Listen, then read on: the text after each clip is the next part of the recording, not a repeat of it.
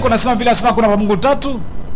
Présenter correctement la divinité, eux-mêmes, ils vont commencer à se poser des questions. Wewe mwenyewe ubiri mzuri sana. Vous présentez correctement la divinité de Jésus. Mungu wa Yesu wao wenyewe wataanza kujiuliza. Mais notre divinité elle est fausse. Eux-mêmes. Wao wenyewe wataanza kwanza kujiuliza, je, hii mafundisho kwa sababu Mungu tatu ni kusanyiko ya bongo? C'est la meilleure façon de présenter les choses. Ndio namna tu mzuri ya kuonesha kile kitu.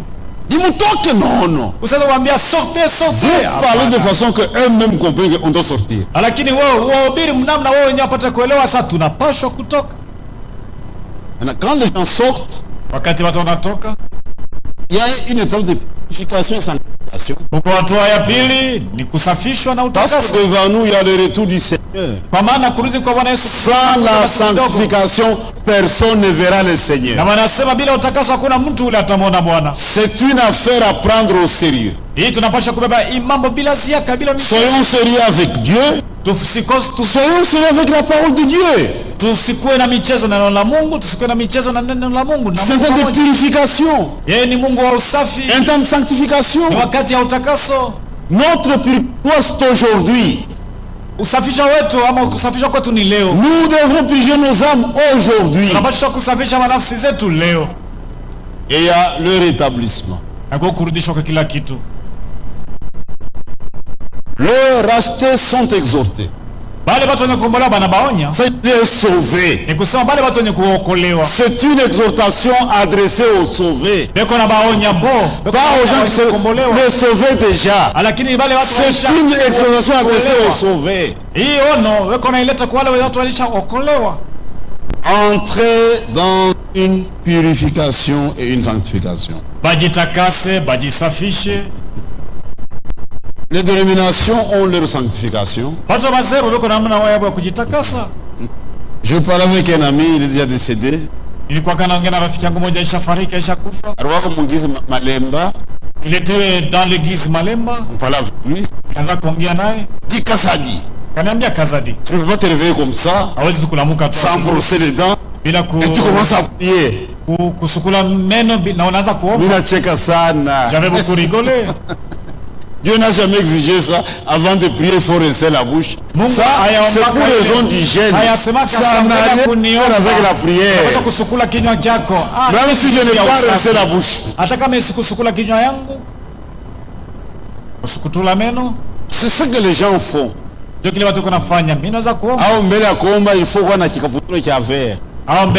faut avoir une culotte verte. Ou chez le poste solo. Il faut avoir des habits sacrés. Donc il faut prendre seulement ça. Dieu c'est des adorateurs qui adorent en esprit en vérité. Notre sanctification est produite par la parole et par l'esprit. Dans toute l'œuvre du salut, ces deux choses, on ne peut pas les séparer. La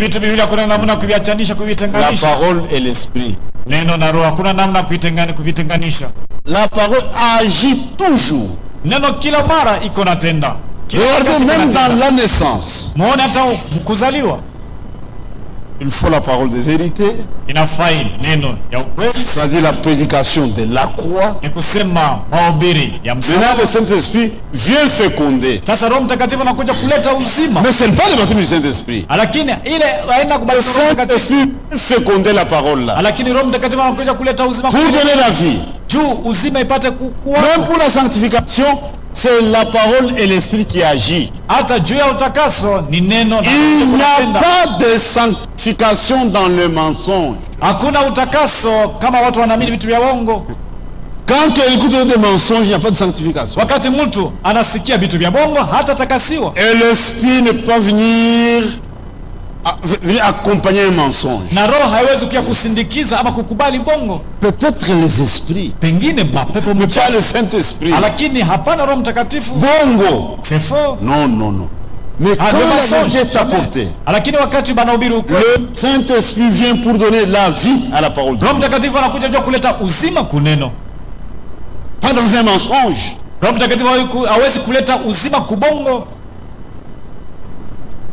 Et cela se passe sur le fondement des promesses que Dieu leur a donné, na ile kunafanyika ni chini ya msingi ya malako ile Mungu aliwapatishia, et qu'ils croient, na ile wale watu wenye ils s'attendent à le voir se réaliser conformément à ce qui a été dit. Beko na chunga ipate kutendeka kufuatana na vile ilisemewa.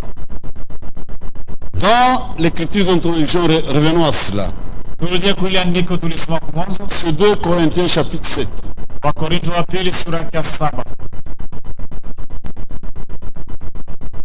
Nous avons des promesses. Des promesses.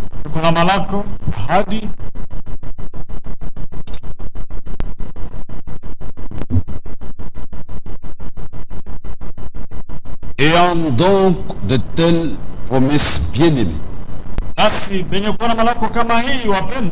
purifions-nous de tout sujet de la chair et de l'esprit,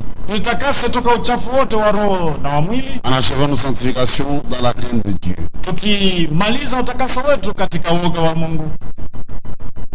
Nous naissons, nous appartenons à la famille de Dieu. On ne peut pas naître étant adulte. Hakuna namuna uzaliosha kwa mtu mkubwa. Nous sommes des bébés. Kunazaliwa watoto wadogo wachanga. Dieu nous soumet à l'éducation de la maison. Mungu anaanza sasa kutufundisha, kutuadibisha kufuatana na kutaka kwa nyuma yake. Nous ne sommes pas n'importe qui. Sisi hatuna uzuri watu wote. Nous avons des promesses. Sisi tuko na malako. Purifions-nous. Tunapaswa kujitakasa, tujitakase. De tout sujet de la chair. Toka uchafu wote wa mwili. Et de l'esprit. Na wa roho. En achevant nos sanctifications dans la crainte de Dieu. Tukimaliza utakaso wetu katika uoga wa Mungu.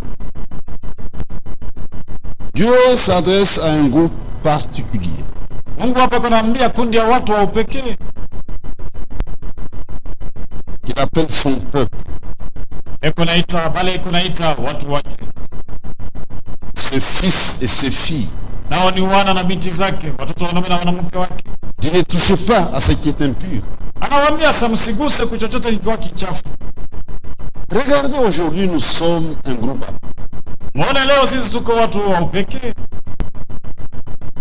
Dieu nous a révélé sa volonté. Prenons seulement les femmes dans les dénominations. Regardez.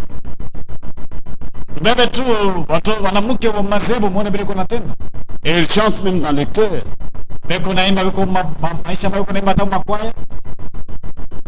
Parfois habillées de façon sexy, Dieu a mon choral. Ce sont des prostituées à Bayoué. Les choses que Dieu déclare impures. N'y touchez pas. N'y touchez pas. Toutes les femmes qui s'habillent de façon à exciter les hommes. Vous, filles de Dieu, vous êtes avertis. Ce sont des choses impures. C'est ce qu'on a vu voir la Dieu. Pourquoi toi tu t'habilles indécemment? Et avec ça, tu attends le retour du Seigneur. Mais tu n'es pas sérieuse. Rentre dans le monde. Tu ne prends pas les choses de Dieu avec sérieux. Ne touchez pas.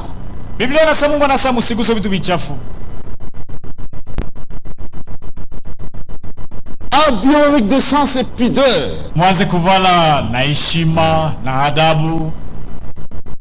J'ai toujours admiré les sœurs catholiques. Dans leur habillement, c'est impeccable. Les sœurs catholiques. Ne touchez pas ce qui est impur. On ne doit pas toucher à la chose. Oui, vous frères. Il y a des souillures de la chair et les souillures de l'esprit.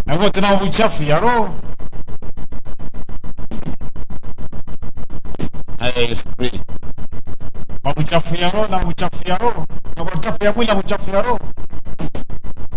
Il y a des choses qui sont la chair. Quand on commet à terre, c'est dans sa chair.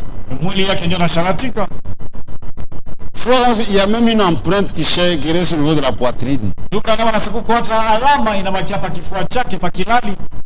Quand vous allez vers la prostituée, vous constituez un seul corps avec la prostituée.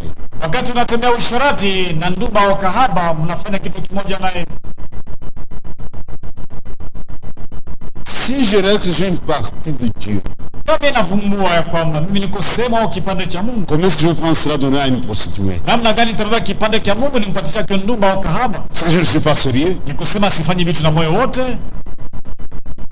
Il y a des prostituées qui sont plus sérieuses que les chrétiens.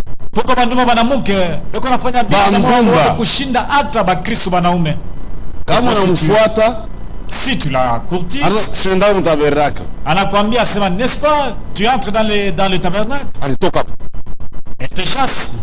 Il y a des gens qui ont déjà connu ça. Je suis dans le tabernacle, oui. Une prostituée lui dit, si tu es un prédicateur, tu es un frère du tabernacle. Où est-ce que pasteur, oui? Une prostituée lui dit, n'est-ce pas, tu es pasteur, va-t'en d'ici. C'est une prostituée plus sérieuse que le prédicateur.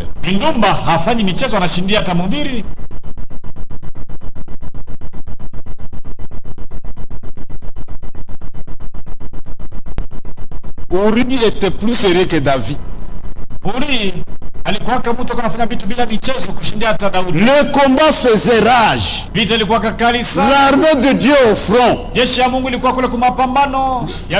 David demande d'aller dans sa maison, c'est pas question. Tu me demandes d'aller me réjouir avec ma femme pendant que l'armée de Dieu est au front. David n'était pas sérieux. Sitaenda, lakini Daudi lui couche avec la femme de wake wote. Jeshi iko mvita, lakini Daudi anakuwa na mke wa Benyero wa Uri. Uri hakuwa anafanya vitu ya Mungu au sérieux. Mais il avait pris les choses de Dieu au sérieux. Jésus revient bientôt. Yesu anarudia hapa sasa. Toi tu es dans femme. Wewe uko ngani atongoza mwanamke kwa usharati, tu n'es pas sérieux kufanya vitu na michezo. Ça suit le corps. Usharati kuna chafua mwili. On ne peut pas transformer l'adultère en mariage. Hakuna namuna ugeuze ile zambi ya usharati. Il y a des frères très rusés. Il ne commence pas l'adultère. Quand on est sur le point de l'attraper, on a quoi mariage? Banakuwa kariwa kumbamba, bana transformer ça inakuwa ndoa. Mais Mungu atamulata. Tu peux tromper les gens. Un mariage c'est mariage. Il est difficile de tromper Dieu. Ndoa inabakia ndoa. Tu la prends mariage des gens enceintes de 4 mois. C'est quel genre de mariage? C'est quel genre de mariage? D'où est-ce que tu as eu ces choses?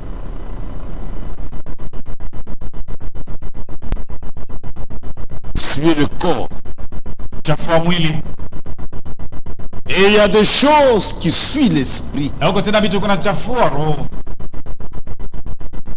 mensonge, ça suit l'esprit, ça suit l'âme. Branham est Dieu. Branham est Dieu. Monto anamini. Et que quelqu'un croit, ça suit l'âme, ça suit l'esprit. Branham Mungu. Branham devenir Dieu. Ça dessus. Branham Dieu. Nous devons nous purifier. Ne touchez pas. Dieu nous a révélé beaucoup de choses. Tu es quelqu'un, il ne suffit pas d'enfoncer un couteau dans son dos. Mais diminuer son influence. C'est là qu'il faut mettre. Il ne touchez pas.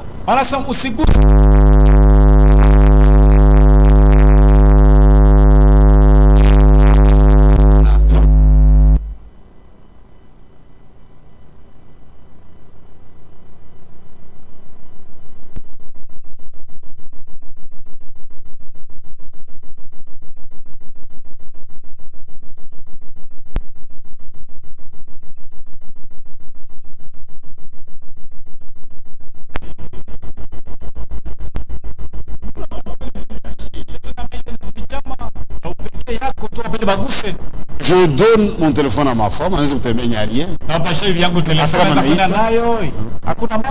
Je ne la suivrai même pas avec mon téléphone. Quand on t'appelle, tu dois sortir. Ce sont des sentiments de culpabilité. Je dis vous parler. Réponds sur le champ, non? Si tu n'es pas coupable, tu ne te sens pas coupable. Il y a des faits, l'image, ça, c'est ce qui nourrit leur esprit. Toute la nuit devant l'ordinateur. Tu vois ça. C'est une affaire à prendre au sérieux. C'est une affaire à prendre au sérieux. Ce n'est pas de les femmes nuit, tu regardes toute la nuit. Et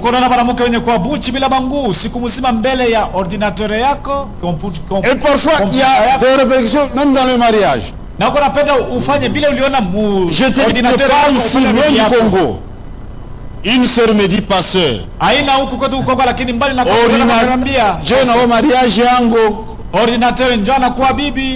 il voit des choses sur l'ordinateur. Il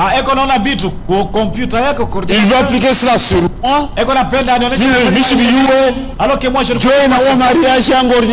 C'est ce qui a tué mon mariage, l'ordinateur. C'est qu'il voit les scènes. Ne touchez pas ce qui est impur.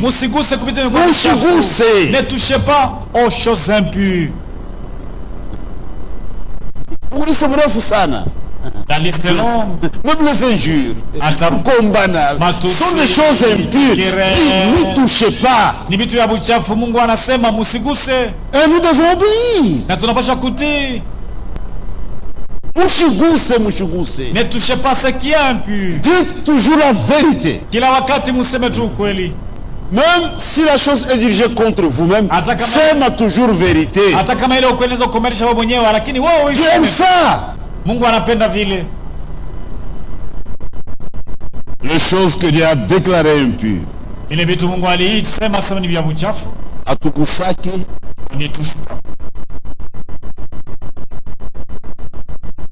Comment est-ce que je peux détourner l'argent d'un frère?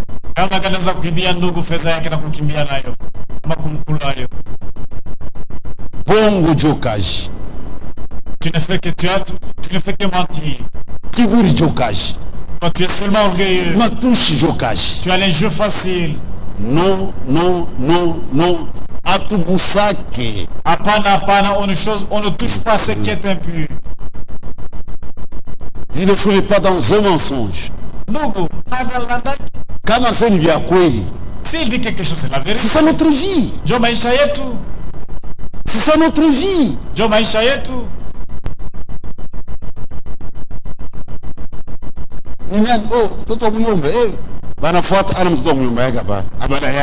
Il sera en Christ.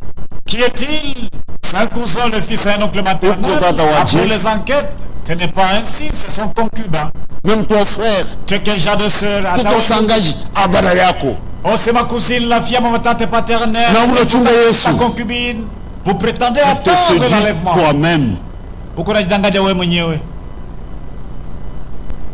Une purification.